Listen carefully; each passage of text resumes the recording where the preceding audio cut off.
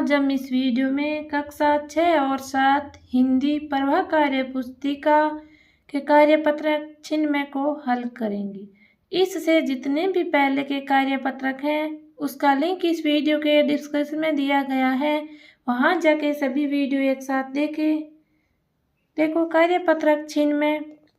निम्नलिखित गद्यांश को पढ़कर तार्किक समझ विकसित कीजिए। देखो अरुणा 8वीं कक्षा की परीक्षा दे चुकी है। अरुणा के पिताजी दर्जी हैं। उनका कहना है कि अब अरुणा की शादी की जानी है, इसलिए उसे स्कूल की पढ़ाई छोड़ देनी चाहिए। उसे घर के काम के साथ दर्जी का काम सीखना शुरू कर देना चाहिए। जबकि अरुणा का कहना है कि उसे आगे स्कूल में जाकर पढ़ाई करनी है, उसे दर्जी के काम में रुचि नहीं है। इस काम और शादी से उसकी आगे की पढ़ाई में बाधा आ सकती है। उसके पिताजी का मानना है कि शादी और दर्जी का काम सीखना ज़्यादा जरूरी है। आपके इस बारे में क्या राय है? आप अरुणा तथा उसके पिताजी को क्या सलाह देंगे? इस विषय पर अपने विचार को लिखिए। हम अरुणा के पिताजी को सलाह देंगे कि अभी अरुणा की उम्र पढ़ने की है, इसलिए आपको शादी का ख्याल छोड़ देना चाहिए। हाँ, पढ़ाई के साथ साथ आप उसे सिलाई का काम सिखा सकते हो, जिससे भविष्य में इसके काम आएगी। परंतु अभी इसकी आयु पढ़ाई करने की है, आपको इसकी पढ़ाई पूरी करानी चाहिए। हमारी सरकार भी कहती है कि बेटी बचाओ बेटी पढ़ाओ। कम उम्र में शादी कर इसका जीवन नरक तुल्य क्यों बनाना चाहते हो? आज सरकार बच्चियों की पढ़ाई पर बहुत जोर दे रही है। अरुणा से भी कहेंगी पढ़ाई के साथ साथ अपने माता पिता के काम में हाथ बटाया करो, जिससे उनको कुछ मदद मिलेगी। देखो बच्चों, ये था आपका कार्यपत्रक छिन्नमय। अब हम कार्यपत्रक 97 को हल करेंगे। कार्यपत्रक 97 दक्षता। देखी सुनी घटनाओं का अपने शब्दों में वर्णन कर पाना। एक, क्या आप अपने दोस्तों के साथ गांव के आसपास या गांव में कहीं घूमने गए हैं? अपने अनुभव शब्दों में लिखिए। हम एक बार सांवरिया सेठ जी के दर्शन करने गए थे। वहां देखा बहुत सारे लोग दर्शन के लिए दूर दूर से आए हुए थे। सांवरिया सेठ जी का मंदिर बहुत विशाल बना हुआ है। हम रास्ते में शनिदेव महाराज के दर्शन भी करके आए।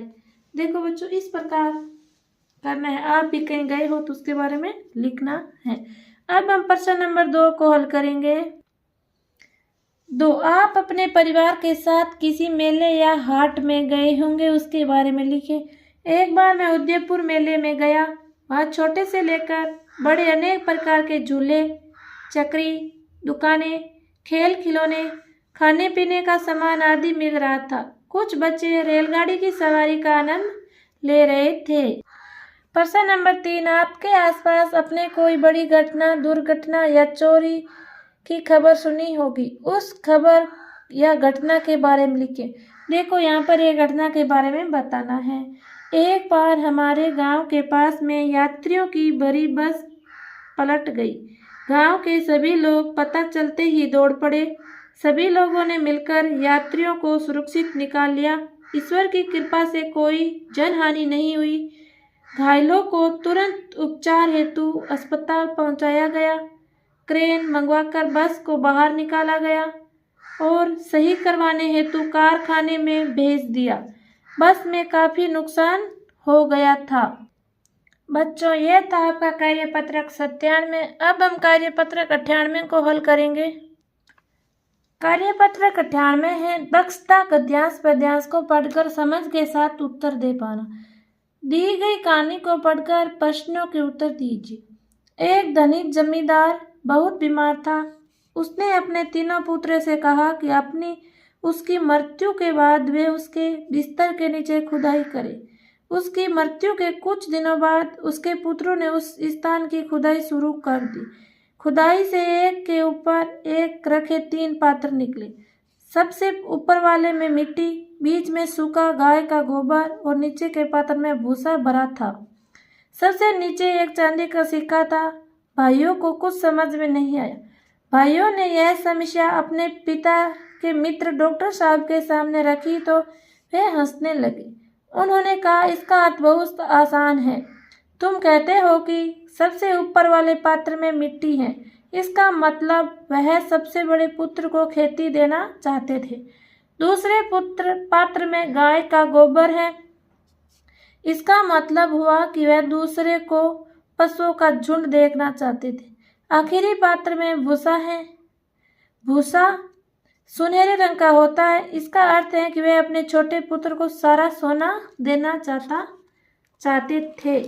सबसे छोटे भाई ने कहा, पर एक बात समझ में नहीं आई कि पात्रों के नीचे चांदी का सिक्का क्यों था। डॉक्टर ने मुस्कुराते हुए कहा, तुम्हारे पिता जानते हैं कि तुम मेरे पास पूछने आओगे, इसलिए यह सिक्का मेरा इनाम है। देखो बच्चों, प्रश्न नंबर 1, पशुओं का झुंड देना चाहते थे बीच वाले भाई के लिए।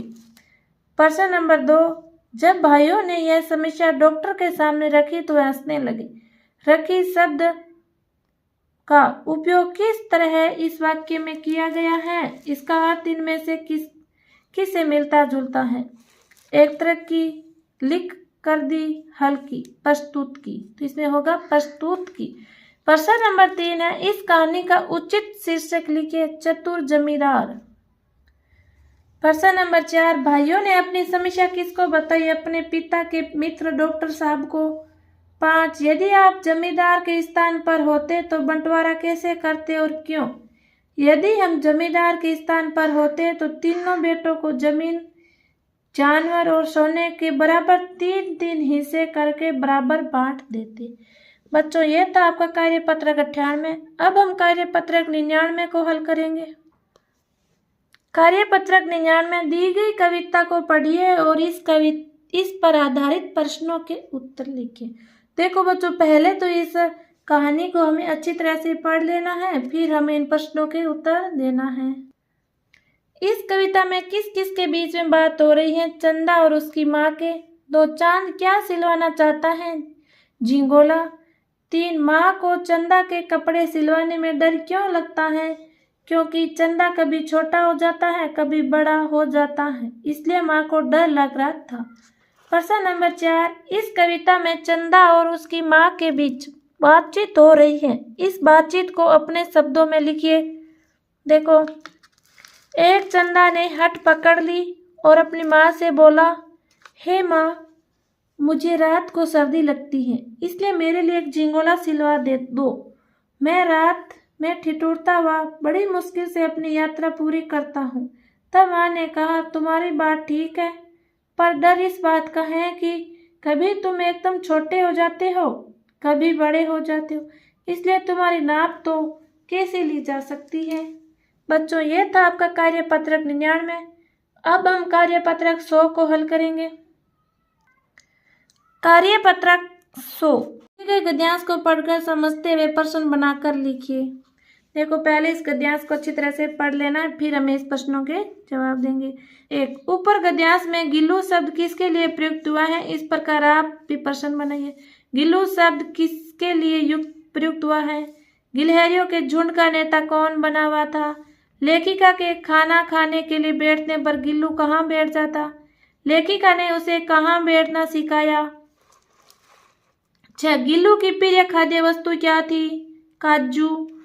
7, क्या आप भी प्रश्न संख्या 6 की तरह 2 प्रश्न बनाइए। गिल्लू का नाम दिया गया है चिड़िया को, गिलहरी को, बाज को या मोर को, तो इसमें ख होगा गिलहरी को। तो गिल्लू लेखिका थाली में से उठाकर खाता था, चावल, इसमें होगा क। बच्चों, ये था आपका कार्यपत्रक 100। बच्चों, आपको वीडियो अच्छा लगा हो तो वीडियो को लाइक करें, चैनल को सब्सक्राइब करें, कमेंट करके बताएं कि आपको वीडियो कैसा लगा है। धन्यवाद। जय श्री कृष्ण।